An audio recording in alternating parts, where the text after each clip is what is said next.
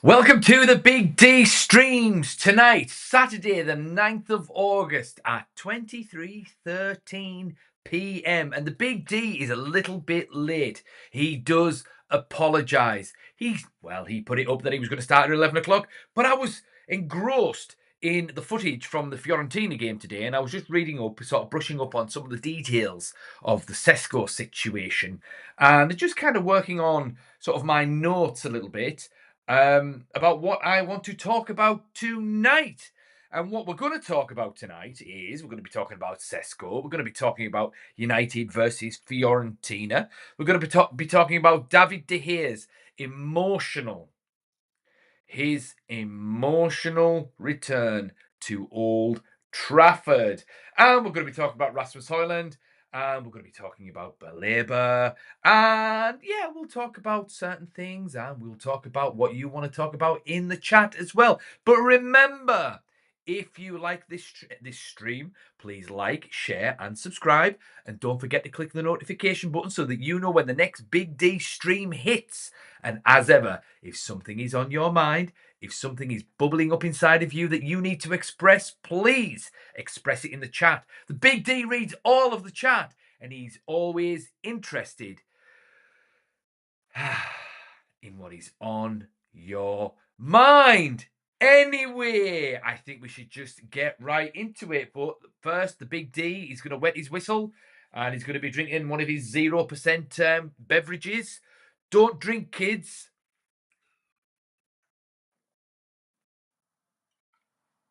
But yeah, let's see how we go. So yeah, I mean, big day today. Benjamin Šeško is officially unveiled at Manchester United as our new Galactico-esque signing. And it's going to be really interesting to see how this guy sort of kicks on, really, because I've looked at his highlight reel a few times now, and he does look pretty good. At the very least, we're going to be seeing some spectacular highlight reel goals. Maybe a couple of overhead kicks, maybe a couple of 40-yarders, a couple of, I don't know, step overs here or there. I think he's just going to break the back of the net as well. He's got the hardest shot I have seen in a striker since the days of, probably Gabriel Batistuta. I mean, Wayne Rooney had a rifle in his right foot, but did he hit as hard as Gabriel Batistuta? I don't know. I think that's debatable because I always remember that goal. Maybe I've just got Fiorentina on my mind because we played them today, but I always remember that goal that Batistuta scored, and it silenced Old Trafford when we were European champions in the 99-2000 season when we played Batistuta in the group stage of the Champions League that year. And he just got the ball and just whang, boom, right in the back of the net. And I think Mark Bosnich, remember him? I think he was in the nets at the time. And yeah, he basically nearly burst the net and, smacked someone in the face who sat behind the goal. He hit it that hard. And some of the goals that Benjamin Šeško has been scoring in Germany have absolutely nearly exploded the net over there. So it's going to be interesting to see how this guy goes. And I really like his attitude, but just to sort of refresh, I know I've spoken about this a few times over the past few days, but let's break it down once and for all. Benjamin Šeško officially signs for Manchester United and is unveiled at Old Trafford. The deal breaks down into an initial £66.26 million and 66.26 million pounds and 7.36 million pounds in add-ons, performance-related add-ons.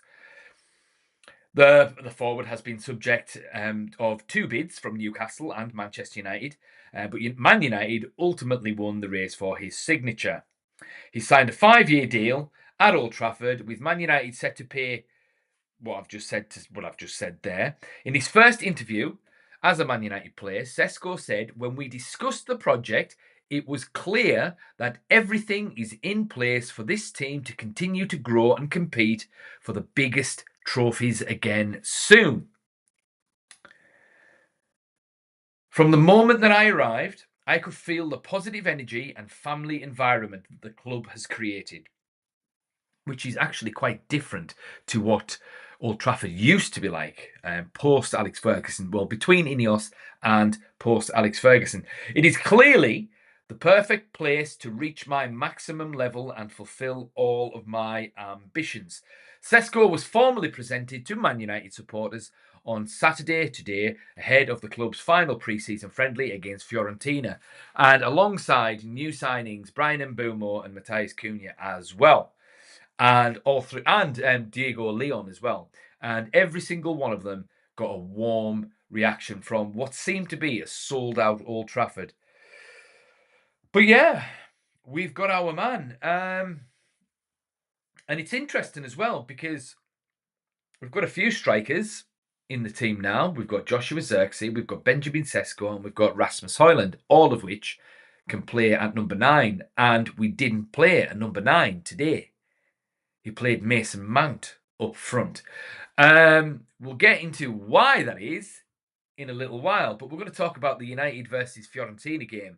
I didn't see the match in its entirety. The Big D was otherwise preoccupied today. He's quite a busy streamer, is the Big D. But, you know, we looked all right. I did read on Sky Sports that, you know, they were criticising the fact that Man United didn't play with the number 9 and that the match highlighted why United have gone out and spent so much money on a number 9. And I think that's a little bit unfair, to be perfectly honest, because I'll start by saying the match was, you know, it was one step up from a normal friendly. It was just a friendly at the end of the day. And it was one step up from a normal friendly because it was a full house. You know, David De Gea was back and that was all nice and whatnot. And yeah, well, you know, it's a friendly. There's nothing to play for. You know, these professional footballers at this level, they live off competition, and this friendly, by its very nature, is a friendly. Professional footballers need a fight. They need to be fighting for things that mean something. And I'm sorry, but the Snapdragon Cup or whatever it was is not something really worth sort of fighting for.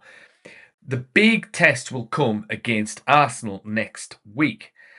But that being said, we didn't look too bad. We did look quite snappy, and we were putting some nice sort of passes together, and there was some really nice moments there, link-up play and all that good stuff. So it didn't look too bad. But what we'll do is, I just want to look at the team that started, because I think this game sort of will give a good indicator as to where Man United or what Ruben Amorim's starting 11 will be next week. Now, he started, obviously it was 3-4-3. Bayinda was in the nets. Now, it's going to be him, and he played quite well today. He saved a penalty in the penalty shootout. Got Lenny Yoro, Harry Maguire, and Aidan Heaven played today. Now, I don't think that'll be the starting 3. I fancy Heaven might start next week, but I think it'll be De Ligt and Lenny Yoro. That'll be the back 3 next week, in my opinion. We've got Amad Diallo, Casemiro played, Bruno Fernandes and Dorgu. And it was important to note that Bruno Fernandes played in central midfield, or at the very least he started in central midfield. And then up front, they had Brian Mbeumo, Matheus Cunha, and Mason Mount was at number 9. Now, what's Mason Mount doing at number 9? Now, he did play quite well. He was pinging some balls around. I was quite impressed with him, to be honest. He seems to have kept his vision. So despite the fact that he's been injured for about 4 years, he does seem to be a potentially very useful player for us next season. And there was some really nice link-up play between him and Bruno Fernandes in a couple of moments in that match today. So, I mean, that's quite promising. But the fact that Rasmus Højlund didn't start suggests to me that Ruben Amorim is sending a message to the player saying you're going to find opportunities to start this season, this coming season, hard to come by. But it is what it is. But yeah, up front, Brian Mbeumo, Matheus Cunha and Mason Mount. And I think that's largely going to be what's going to start next week. Although I don't think Casemiro will start. I fancy it'll be Ugarte. But we'll see. You never know. We might have Baleba in by next week. You never know. And we'll talk about Baleba in a little while. But yeah, I thought we played quite well, to be honest. It wasn't too bad. And then Mbumo, he's got a cross on him. He took a couple of free kicks and he's got a really good in-swinging left foot. Fair play to him. So that'll be useful next season because, I don't know, some of the set pieces from last season, were a little bit sort of ropey. Bruno Fernandes is usually quite good, but every now and then he can swing in a stinker. But the one from Brian Mbumo today looked pretty decent, to be quite honest. Diallo, do you know what? I forgot Amad Diallo was a left footer.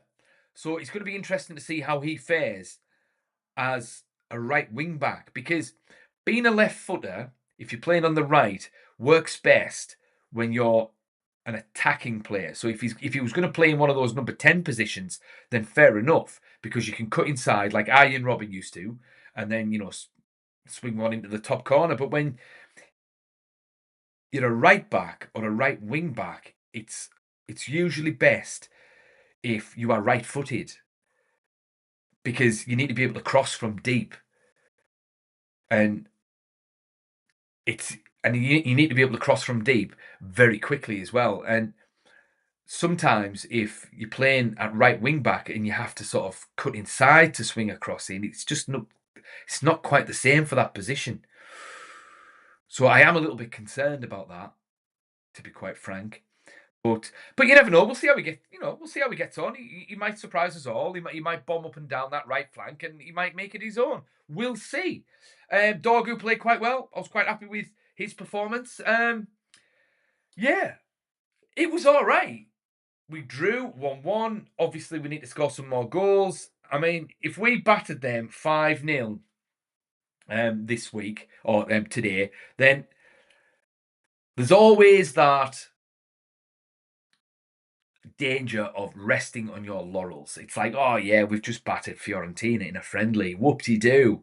Let's see if we could do it again against Arsenal. No, it's better that we're going into the Arsenal game with a point to prove that we can score goals, we are going to score goals, and we are going to beat you, and we're going to prove that we can do it, especially after last season. So,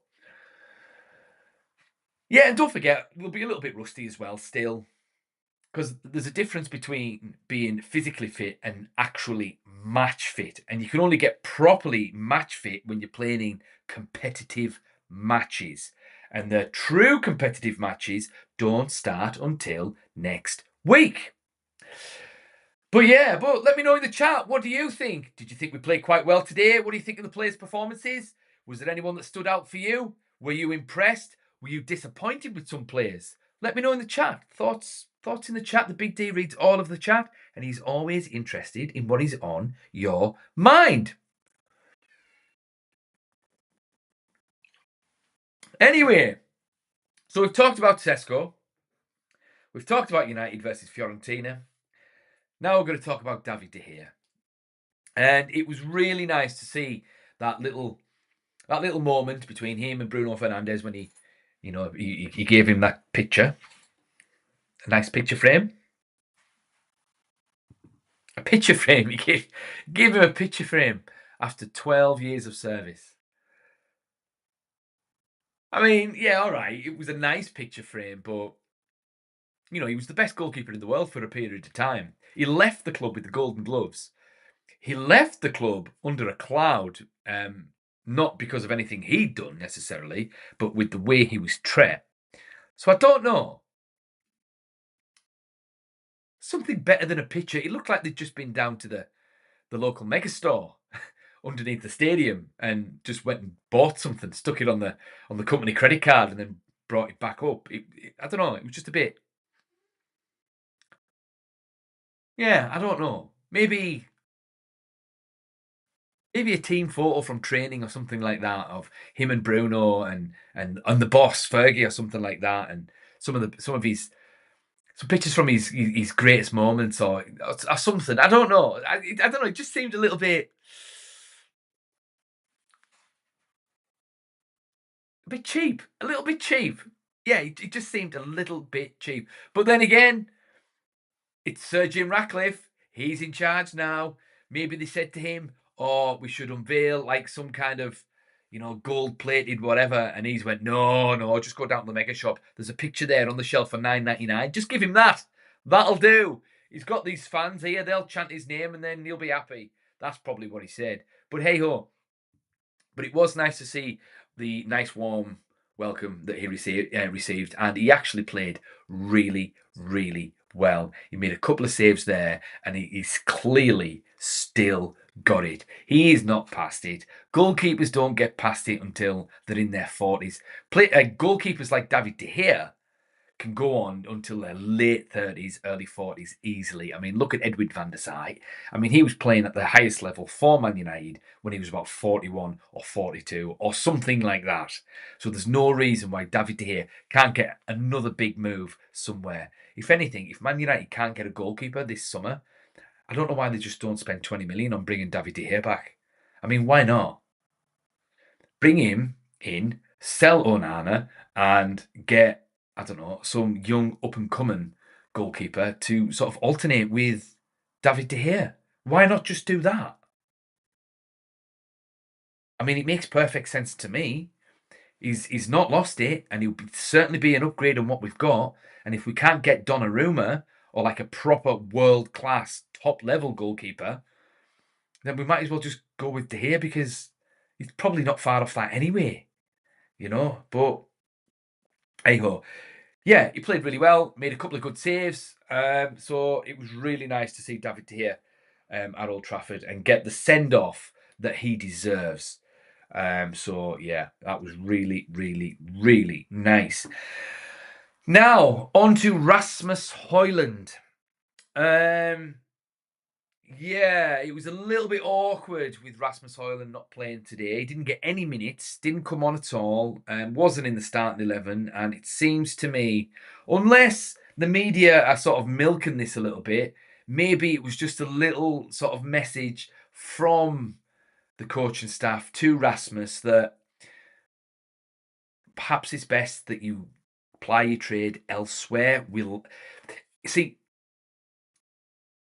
It wasn't done in a malicious kind of way. I didn't get the sense that it was done in a malicious kind of way.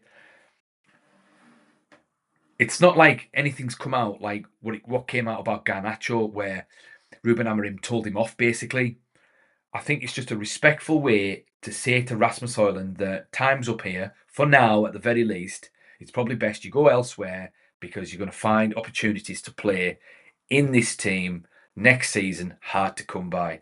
And which is sad, really, because I think he needs one more season because he scored 15 goals in his first season, and it was a crap team, to be fair. And then his second season, last season, there was all kinds of turmoil. So he deserves one season where everything's positive and where he gets a chance to fight for his place and he learns the new system, which he clearly tried to do, and just 1 year. And then if he doesn't do it, then fair enough, move him on. But it's been chaos this past 12 months. So everyone's been crap. So why is he getting shipped out? You know? You don't become a crap player overnight. And as I say, he scored 15 goals. And to be fair, if Ruud van Nistelrooy stayed manager last season, we were just getting Ruben Amorim in now. I fancy he'd have hit double figures last season as well because Ruud would have taught him. And we were scoring for fun under Ruud. And we'd have probably finished top 4 under Ruud. But anyway, from what I've heard and what I've read, Rasmus Højlund is on the transfer market. I don't think they're pushing him out, but they are making him available for transfer and for loan. And if they get a reasonable offer, they'll probably accept it. But I get the impression they're not going to force him out. And they're going to leave the final decision down to Rasmus Højlund because he has been very, very clear with his intentions in that he wants to stay, he is staying, and he's going to fight for his place in the team this coming season. And he hasn't changed his stance at all. They reckon that the only thing that might change his stance if someone sits him down and says, look, we want you to leave, we've accepted this offer, it's a good offer, etc., etc., etc. If that happens, then Rasmus Højlund might change his mind. But as it stands, Rasmus Højlund is adamant that he doesn't want to leave. He's going to stay and he's going to fight for his place in the team. And even when Šeško was announced, apparently on social media, he liked it. So he's liked it. So that suggests that it's challenge accepted, so to speak. And yeah, he's not going to make it easy for him because he wants that number 9 position. And plus also, he's very much a team player, is Rasmus Højlund. Almost to a fault as well, because the amount of times I saw him in defence last season when I was sat in the Stretford end is insane. But anyway, he wants to stay, and then that's that. It's as simple as that, really. And fair play to him. You've got to respect him. It's a bit like the Harry Maguire situation. We were looking to get rid of Harry Maguire a couple of years back when he was absolutely atrocious. But he dug his heels in, he stayed, and he's earned the respect of the club and of the fans. And it looks like he's probably going to finish his career at Manchester United. Especially after Man United received multiple offers for Harry Maguire this summer so far, and they've turned them all down because he's still got some time left in his contract, and they are looking to extend his deal. So that's the Harry Maguire situation. But Rasmus Højlund seems to be taking a leaf out of his book, and he's digging his heels in, and he's like, no, I'm not going anywhere. I'm staying, I'm contributing, and I like that. You want players like that. And they've even said they only want players at Manchester United who want to play for the club and who believe in the project. And Rasmus Højlund knows something special is brewing at Manchester United now, and he would be foolish to leave. He doesn't want to do what Marcus Rashford's done and leave right before the club strike gold. But nonetheless, he's on the transfer market, and apparently United value him at somewhere between 40 and 45 million euros. So if they get that offer, then probably accept it. AC Milan are interested in him, but he's also available for loan, and Manchester United would accept a loan fee of somewhere between 6 and 7 million euros, and they would expect Rasmus Højlund's full wages to be covered for the duration of the loan. Yeah. But in the comments, bang, bang, what you saying? Nice to see you, my friend. In the light of what we all learned together last time on the live stream, what would your combined Real Madrid and Manchester United all-time 11 be? That's a good question, actually. Yeah. Yeah, I'm assuming you're talking about when Real Madrid said they were going to loan Alfredo Di Stefano to Man United for the 57-58 season. That is a very, very good question. Well, first of all, you've got to think about what the formation is going to be. And I personally would say Man United's greatest ever team played 4-3-3.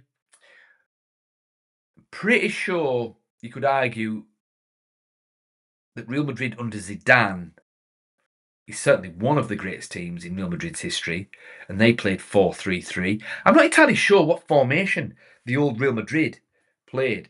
Do you know what? That is a good question. I'm going to find this out now. What formation did the old Real Madrid play when it was at its height with players like Puskás and Di Stefano? And then based on this, we'll decide on a formation, and then we'll go from there. They played 3-2-5. Wow.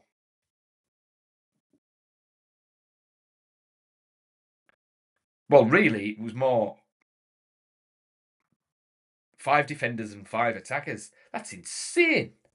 Anyway, okay, yeah, but let's play this game. I'm going to stick with 4-3-3. Goalkeeper, we're going to have Peter Schmeichel. I don't think Real Madrid have had a goalkeeper anywhere near as good as Peter Schmeichel.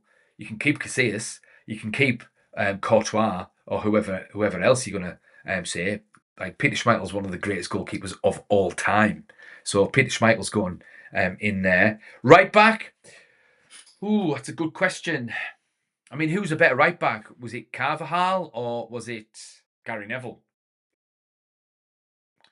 I mean, Carvajal was pretty good, but so was Gary Neville. So it's a toss of a coin. Do you know what? I'm going to go with Gary Neville. So back four, Gary Neville. Then you've got to put Ramos in there. I think Ramos was class, to be fair.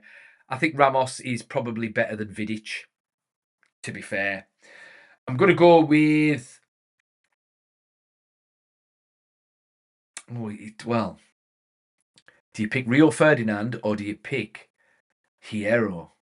I'd go with Ferdinand over Hierro, definitely. And then you've probably got to go with Roberto Carlos at left back. Yeah, you've got to go with Roberto Carlos. To be fair, I mean, I don't want to be accused of being a biased Man United fan by picking Dennis Irwin over him. There is an argument for that, but I'm going to be fair. I'm going to put Roberto Carlos there. So let's go with Peter Schmeichel, Gary Neville, Sergio Ramos, Rio Ferdinand, Roberto Carlos. So it's pretty much 1 United, 1 Madrid, 1 United, 1 Madrid. And then 3 midfield. Who do you go with there? We've got to have Roy Keane. I don't think Real Madrid have had a ball-winning midfielder as good as Roy Keane. So yeah, I'm going to go with Roy Keane there. And then who do you have? That's a very, very good question. Who else do you have in central midfield from Real Madrid? I suppose you've got to have Modric in there as well. He's been pretty decent. I'm just trying to think of some of the Real Madrid players from back in the day. Oh, yeah. Oh, of course. Zinedine Zidane. You've got to have Zidane. So let's go with Zidane, Keane and Modric in midfield. I think that's fair. And then, well, obviously you've got to have Cristiano, George Best and Puskás. I think that's a pretty decent mixed side, to be honest.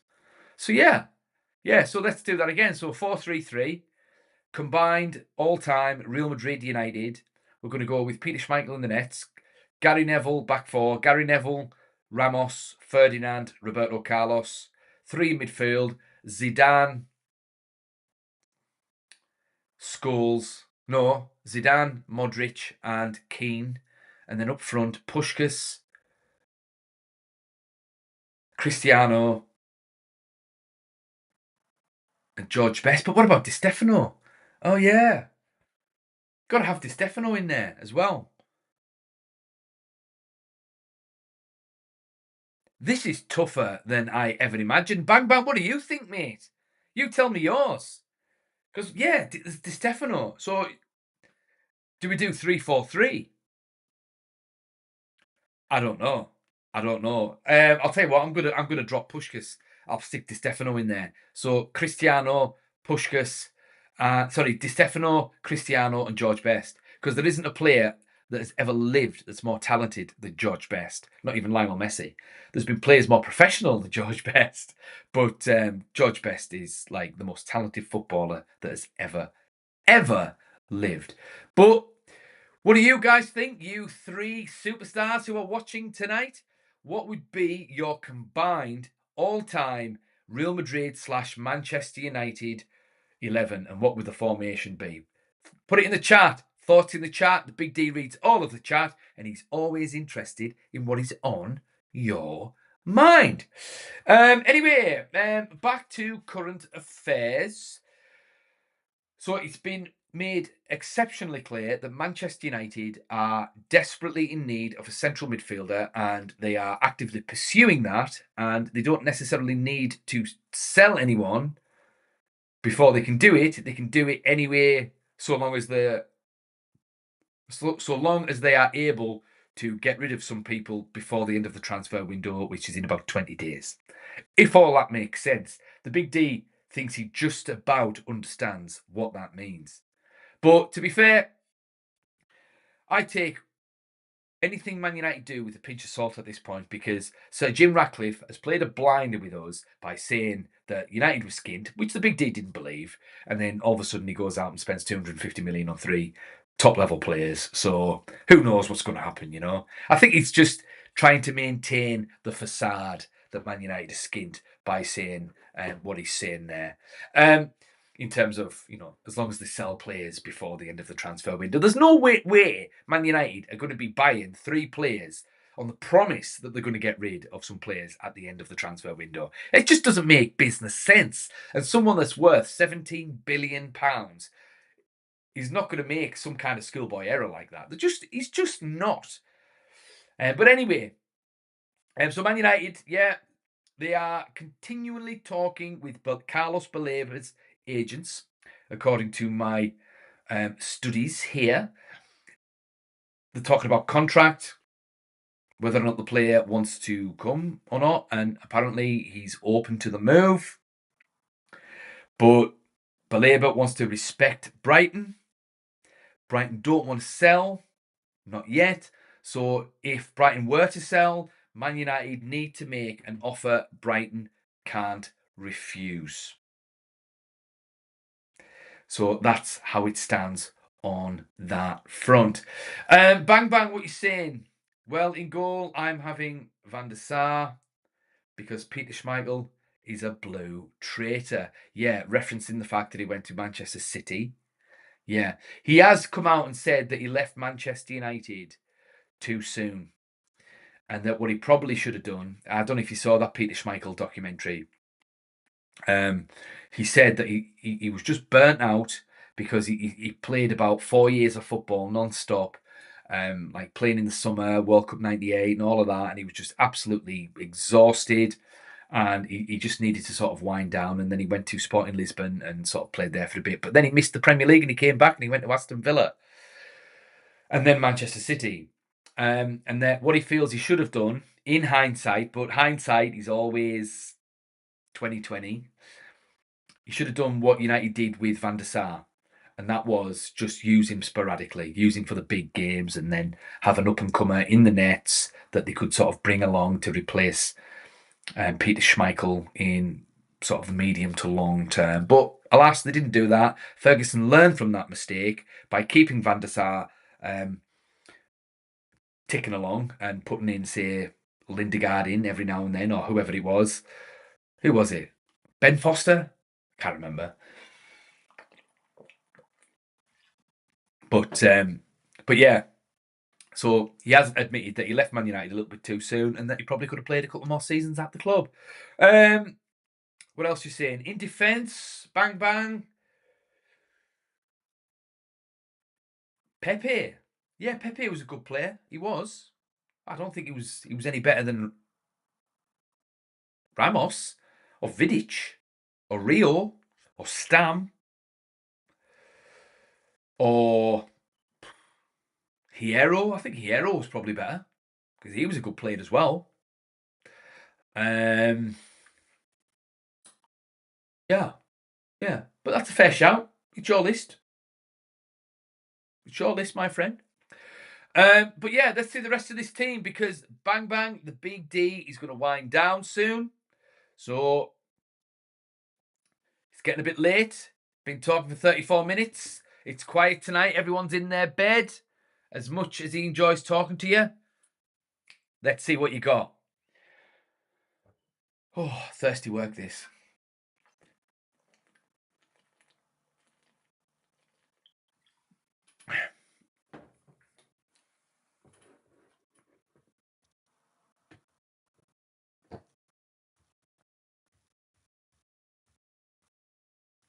I still can't get over the fact that Real Madrid used to play 3-2-5.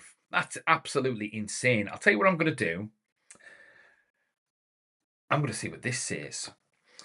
Give me a combined Real Madrid and Manchester United greatest 11.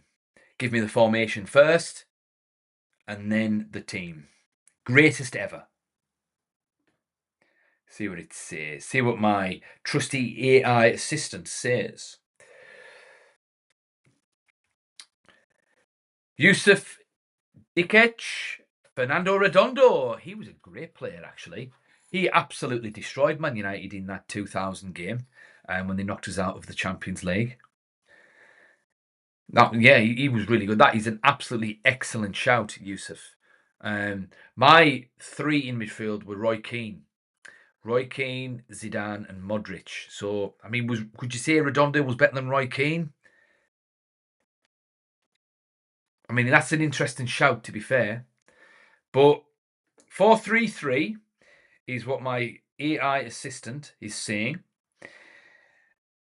And he's saying that he's going with Iker Casillas.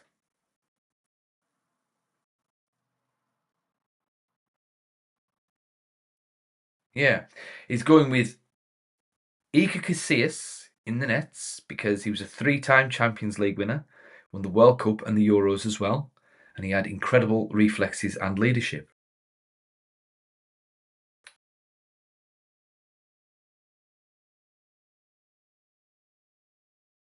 Bang Bang's going with Jaap Stam, Pepe, Roberto Carlos, and Davos lefty Gary Neville.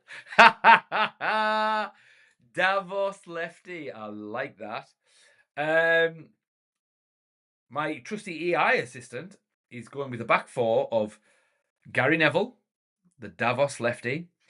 He's going with Rio Ferdinand and Sergio Ramos. Well, he's basically going with my back four. Sergio Ramos, because he was a world-class defender, leader, huge goals in big games.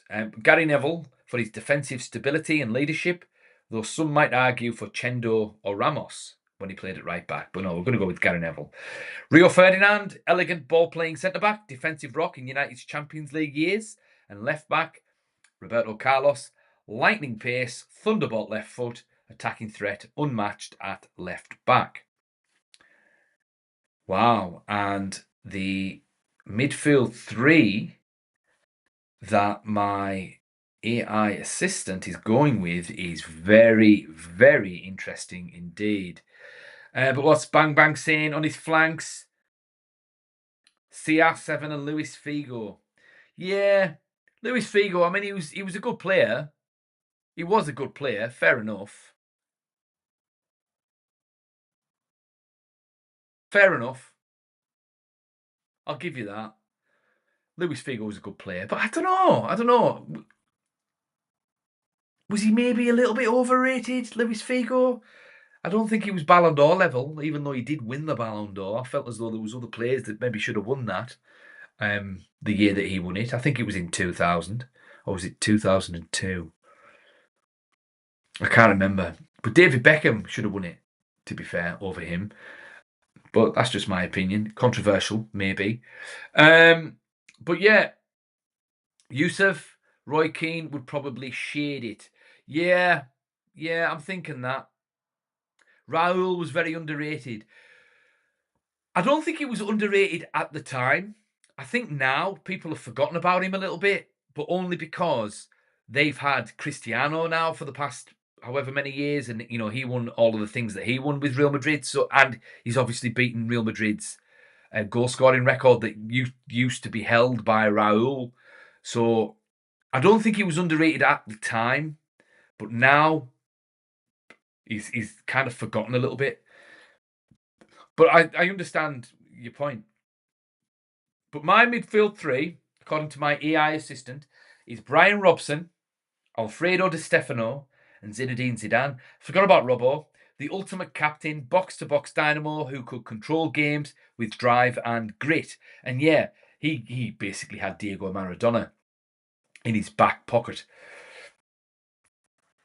in the 80s when he played against him. Di Stefano, the heartbeat of the 50s dynasty, technically forward, but truly an all-action orchestrator. I play him deeper to run the show. Okay. And then Zinedine Zidane. Vision, elegance, ability to dictate tempo and deliver in the biggest games. Very good. Very, very good. Bang Bang's having Zidane playing further forward. And Yusuf is agreeing 100%. Yeah. Yeah. I'm glad we're all on the same page, guys. The front three from my trusty AI assistant. Well, Cristiano. And he's putting Cristiano on the right wing. In at right wing, so we can fit him and others in. Electric for United, record breaking for Madrid. On the left wing, going with George Best. Pure genius, dribbling flair and swagger, unstoppable on his day. And then up front, it's going with Raul. Leadership, consistency, and one of the most intelligent forwards in history. Yusuf, I think you would agree with that 100%. Bang Bang, still thinking about the rest of my midfield, but up front, it's definitely going to be the one and only R9. I think he had his best years before Real Madrid. There, Bang Bang, my friend. I mean, I would say prime R9 was when he was at Barcelona. I have to be honest with you. I mean, he was still good at Real Madrid, fair enough, but I don't know. I think I would have other players at number 9 for this particular sort of intellectual exercise. But yeah, so that's it. That's what my AI assistant says. Combined 11. Goalkeeper, Iker Casillas. Back 4, Cafu, Sergio Ramos, Rio Ferdinand and Roberto Carlos. 3 in midfield. Brian Robson, Alfredo Di Stefano and Zinedine Zidane. And then up front, Cristiano, Raul, and George Best.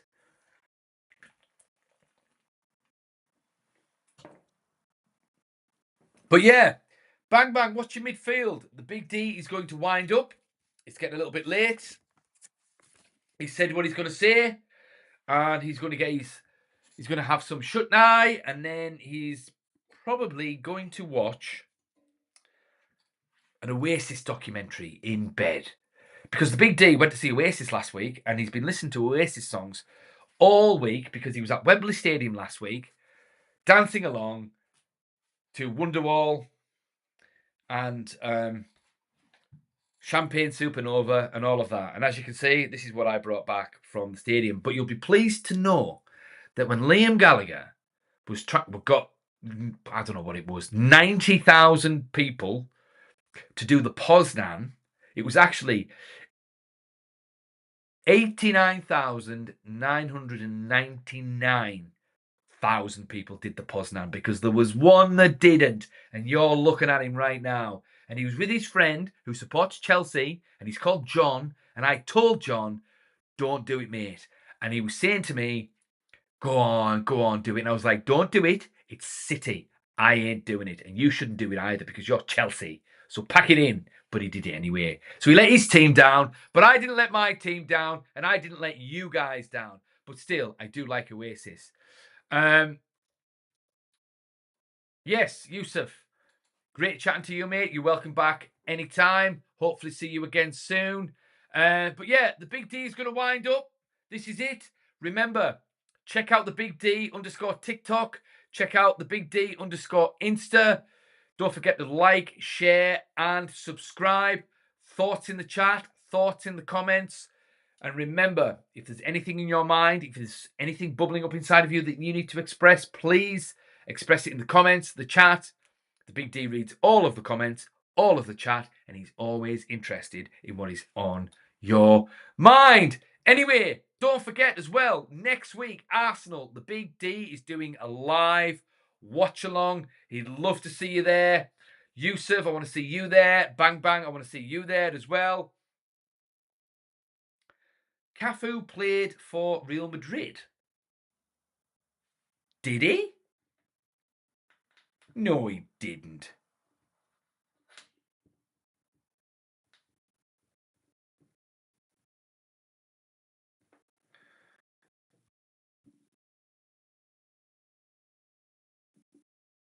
No, you can't pick him. Bang Bang. He didn't play for Real Madrid. He played for Roma, AC Milan, Sao Paulo, Played for Real Zaragoza, Palmeiras, but never with Real Madrid. Yeah, that's right, Yusuf. Played at Roma. He was good at Roma. And I'll tell you what, I don't know if you guys ever played Championship Manager 0102, but he was absolutely amazing on that. And that Roma team on there were always winning the Champions League. So you had to be good at that game to ever take the Champions League away from Roma. But so Cafu didn't play for Real Madrid or Manchester United. Bang bang. I don't know where you're getting that from, my friend, but he's not Portuguese as well.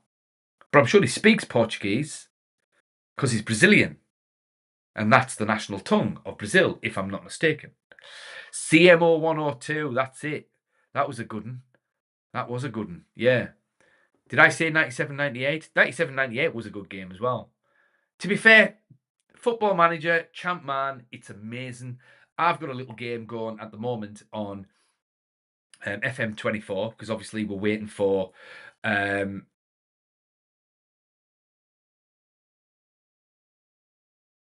yes, bang bang. Yes, it was something AI was saying, yeah. Gary Neville. Yeah, I've got a little game going on FM 2024 and it's a retro database and I've got it's the Man United team from 13-14. That's the season I'm starting on because I like to sort of change history a little bit.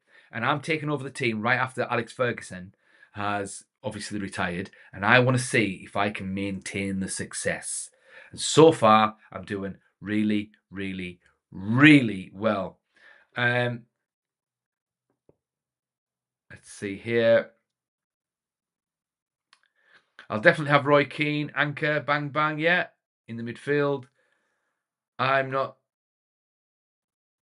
stick Guti further forward. Yeah, sorry, bang, bang isn't as old as the Big D. It's a bit hard for him to pick players like Georgie Best. The Big D isn't old enough to have seen Georgie Best play live. The Big D is a lot younger than that. The Big D's first ever game was he actually went to see, it was in 1998. And George Best was long retired. But I did see Eric Cantona. And I have seen David Beckham. And I have seen Cristiano. And I have seen Ruud van Nistelrooy. And I have seen Roy Keane. And I have seen Gary Neville. And I have seen Paul Scholes. Peter Schmeichel. I've seen Stefan Effenberg as well. Giovanni Elbert. Who else have I seen? I've seen Alessandro Del Piero. Gianluigi Buffon. I've seen them. Who else have I seen? Great players. I'm trying to think. I kind of wanted to see Lionel Messi. I'm thinking about going to Miami, see if I can snag a couple of tickets over there just to see I've seen him. Who else have I seen? Harry Kane, he's a good player. Tevez, seen him. Bruno, obviously. David De Gea. Who else? Who else? I can't remember. I'll have to have a little think. But anyway, the Big D is off. Lovely talking to you guys, as ever. And don't forget, click the notification button so that you know when the next Big D stream hits. Right, the Big D's off. He's going to go listen to some Oasis songs. Ciao.